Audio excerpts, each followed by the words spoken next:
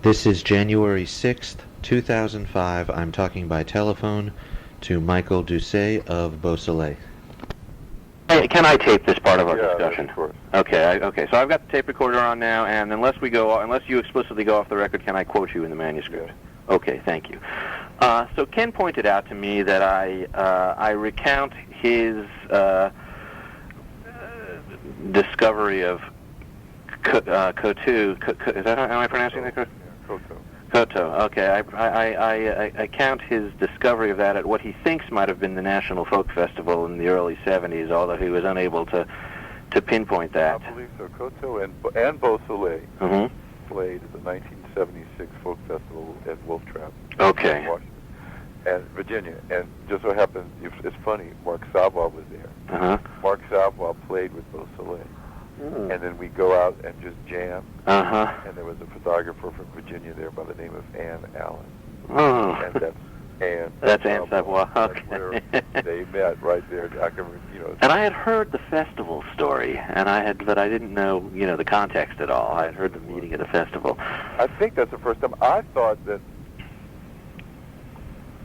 because they also heard us at the New Orleans Jazz Festival. Okay. So I don't know which one. If they might have been there. I mean, it's more than likely they were. Right. And then what he said to me is that he wanted to record you for Rounder, but he found that you broke up. And reading in, I see from my footnotes here on this manuscript, reading in Dirty Linen magazine, I learned that you wanted to, in my words, delve more deeply into tradition, while the other members followed what Doucet refers to somewhat derisively as, quote, the Star Trail, close quote. Right. That's a published interview. And so, and Ken pointed out to me, okay, you go from Michael wanting to delve more deeply into tradition to the next we see of him, he's recording Bayou Boogie for Rounder. Clearly he took a journey there, and you don't recount it. And I said, well, you're right, Ken, that's a good point, and I don't know anything about it. And that was the purpose of getting in touch with you, the immediate purpose. Okay. How you went from wanting to leave that ensemble a bit and look more deeply at tradition music to recording Bayou Boogie. And if you could expound on that. Is that a clear enough opening for you? Yeah, I think so. I mean, I think I mentioned that, Ken did want to record us. Yeah, you did. And it was like, I don't know what happened. I mean, so did Chris with our Hooli. Right. And then we had some other people. I mean, in the group was Gary Newman, who's Jimmy C. Newman's son. So we recorded in Nashville. But and then we really got this great thing to record live. What's that? Okay, bye-bye. Thank y'all. Okay, see y'all next week. And so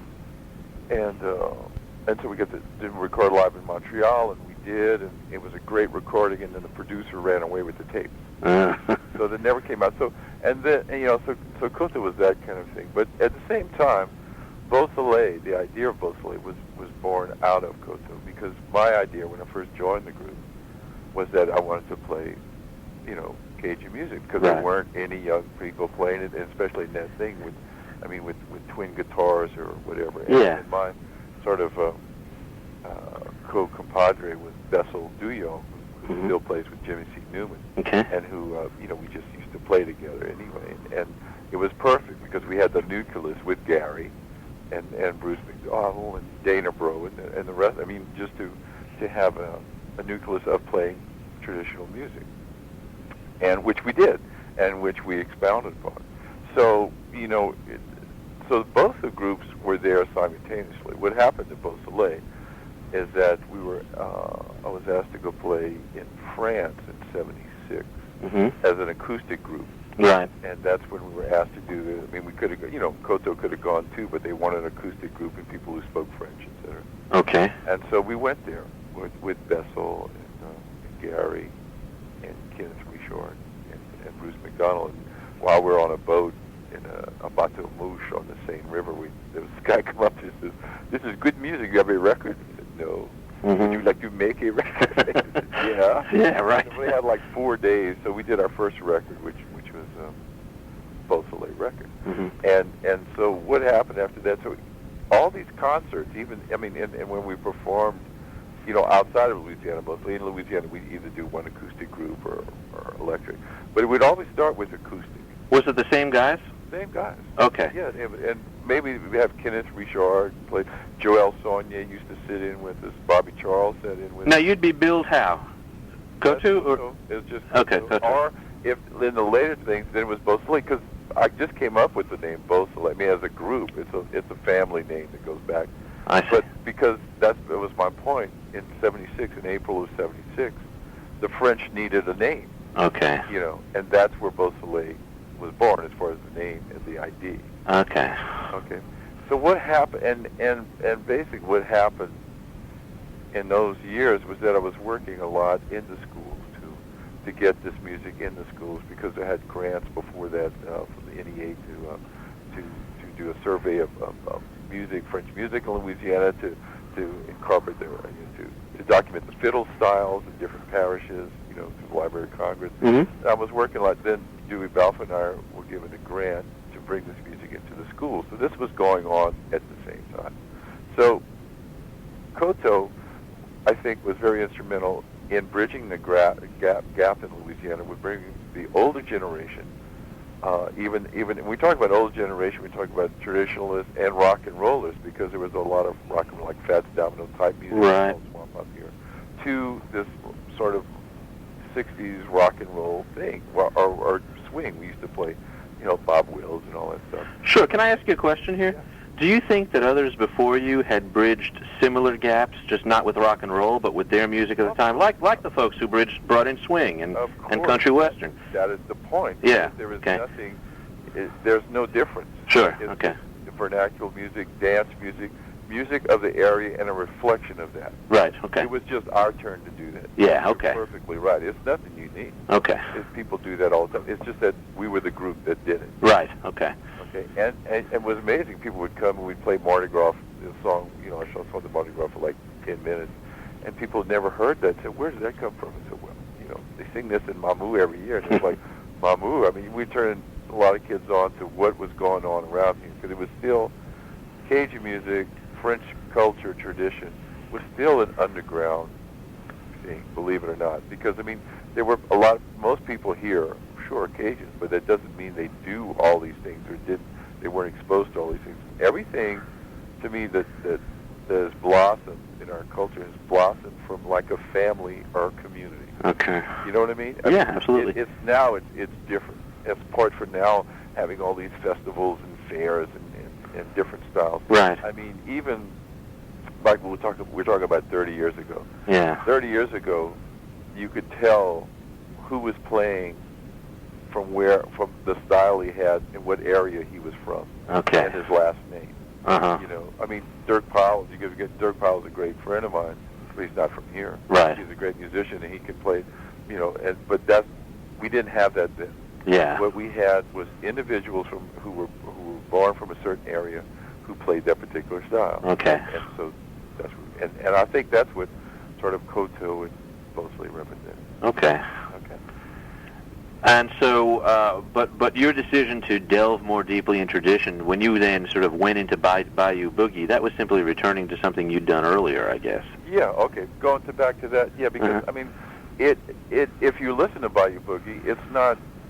I mean, they have Sonny play because Sonny and I were good friends, and he's a great musician. And I think it was Ken's that he liked that Koto sound. Yeah. And we didn't. I don't think we recorded. We did record with a drummer before, but I think we just had Tommy was just playing snare. Mm-hmm. So the Bayou Boogie thing was some of the songs, because he liked songs that I wrote, like Zadiko Grigri was in there, and Bayou Boogie.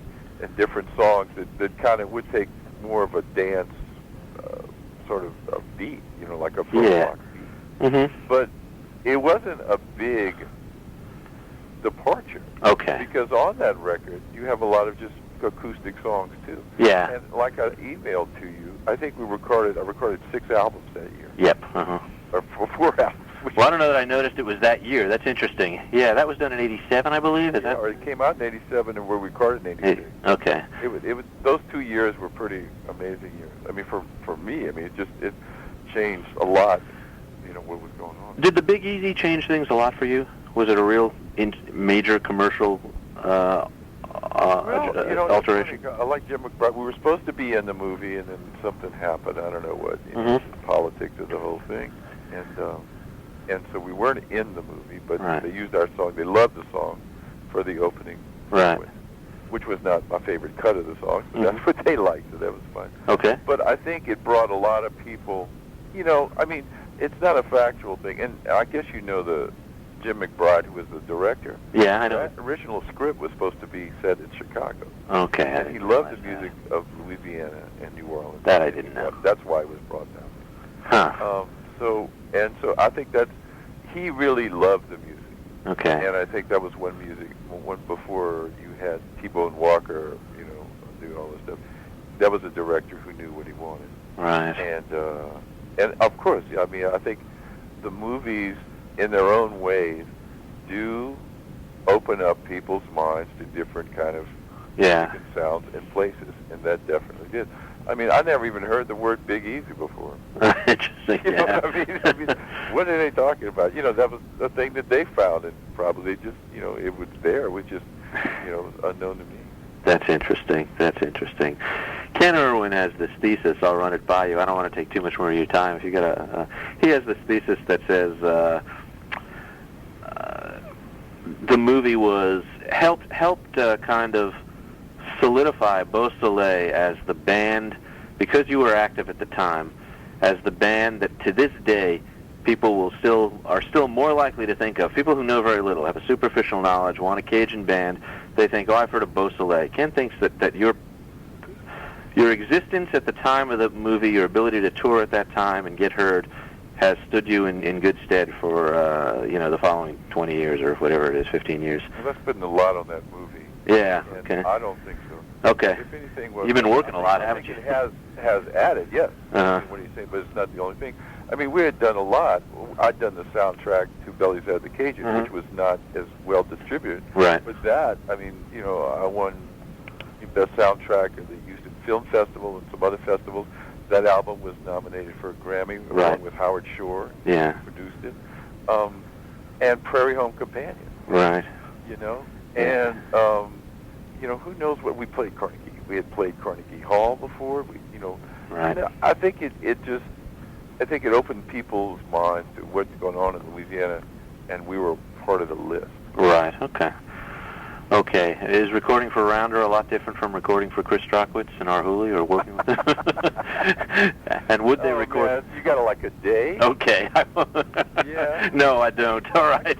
Actually, it is different. I mean, Chris is Arhoolie. Yeah. Chris has got his own idea about what to do, how to do it. One of the first records I did with Chris, of course, was recorded with Mark Savoy in his house. And the first Beausoleil, well, it really wasn't Beausoleil. It was Michael Doucet, the Beausoleil, but it was the same thing. Yeah. At that time, it didn't matter if there was a name or not. I had recorded, with two mics. Right. And sort of, I love that album. And with Rounder was always like a step. They always seemed to have better distribution or whatever. Or maybe it was just East Coast, because the East Coast had just a different, kind of different feeling than the West Coast. Right. The West Coast really appreciated traditional music, and most of the gigs on the West Coast were at universities. Yeah. Like, this is, put it on a pedestal in a way, or this is a tradition. You know how California is so dispersed. Tradition. It was, the performing in California was always kind of different than the East Coast. The East Coast, although it was academic in a way, it was still more social in kind of a funny kind of way, so that I think, I don't want to say the dances started on the East Coast first, because there were definitely dances on the West Coast, but the East Coast is more sort of, how would you say the word, condensed or something. Okay. And it was like Rounder was really trying to run itself, like you said, I mean, with their ideology, however they do it, but they were trying to run it like a really big business, and this would be great for musicians. Where there are Arhoolie, I mean, Chris will record, and the records will stay in his store, and if you find it, then you'll know it. But yeah. It's not going to go out. I mean, Chris didn't even Chris didn't even put our records out for NARAS to be nominated for Grammys until like '87 because he didn't believe in the Grammys. Yeah, I know. Which I appreciate that. I really appreciate that. But I mean, as far as the commercial aspect, I guess that's what I'm saying. Sure. I'd say Rounder was offered more. Yeah. And that as far as the integrity, that's difficult to say because Chris, if you didn't just go call up our Hooli and say I want to record. Right. Chris did that. Yeah, he got looser in his later life, but I mean, so I think that I'm equally proud of both records. Right. Let me. Last question. I'll let you go. Would Chris have recorded a Bayou Boogie in 1986? Oh, he wanted to. He did. Yeah. Okay. That's he wanted to record Koto too. They all. I did. see. Okay. Because you see, Mike, what's hard to because we re-recorded that record. That's a whole different story. Uh-huh. I mean, when you got time. But I mean, it was a unique sound at the time. It had energy, and it had the old stuff. It was just a unique sound. It just it just blew everybody away. Okay, but Chris wasn't bothered by that because sometimes he adopts this more stern tone. I'm sorry we couldn't record it for both of them. And how about Mark Savoy? What's his attitude toward that stuff? Well, Mark, I can't talk for Mark. Okay, that's fair enough. Because I've seen him say very narrow things and very wide open things. And that's fine. You're right. It just depends. I mean, he came and played with us in '76, so I guess that's my answer. Right. I mean, he loved it that we were doing it. I mean, he'd come out to coach. I mean, we'd play a lot of gigs with Clifton, and he'd come out there and play with Clifton, and so. Cool. All right. Well, Randy and I watched you guys play you did the Friday night concert. You couldn't remember this at all. It was to inaugurate the year 2000 Festival of the Acadians. You did the downtown square thing Friday night, and Randy said hello to you, and I was watching you with him then. So maybe another time we'll both walk up to you and say hi. We can meet. Well, we'll be in Austin, I think, in February. You're going to be here February 5th at the Union Ballroom. Yeah. And I got that penciled in. I told my wife I want to go see that. So that's good. Well, I really appreciate this. Well, I hope it helps. It has. And send me a copy of it when you're done. Okay. Will do. That's fine. Okay. That's great. We're getting close. Okay. All right. Bye-bye. Thank you.